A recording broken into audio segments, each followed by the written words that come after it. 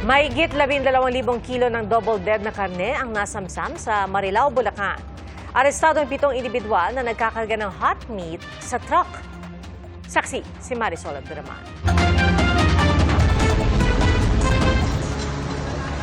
Kahong-kahong karne ang nasabat ng Marilao Police nang matsyempuhan ang pagkakarga ng mga ito sa mga trucks sa Barangay Santa Rosa 1 sa Marilao, Bulacan.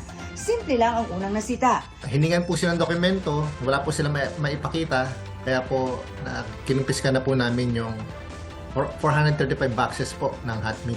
Pero higit pa ang nabisto nang abisuhan na rin ng pulisya ang National Meat Inspection Service o NMIS. Expired na po yung mga label ng karne. Ang NMIS na po yung nagsabi po na hot meat po ito.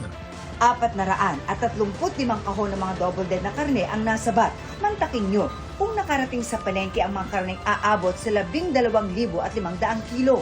Ang presyo aabot sa 2.3 million pesos ang halaga. Posible po ito na ibenta sa public. Pero sabi umano sa pulisya ng 7 nahuli ng mga double dead na karne at galing sa bayan ng San Miguel, ipapakain lang ang mga ito sa mga isda sa bayan ng Pandi. Inaresto sila at nahaharap sa reklamong paglabag sa Meat Inspection Code of the Philippines. Sinusubukan pa namin silang hinga ng pahayag. Muli namang nagpaalala ang mga otoridad sa publiko sa pagbili ng mga double dead na karne. Hindi rin po ito dumadaan sa tamang proseso. Makakaano po tayo dito ng salmonella na ikasisira po ng ating mga tiyan. Para sa GMA Integrated News, Marisol Abduraman, ang inyong saksi. Mga kapuso, maging una sa saksi.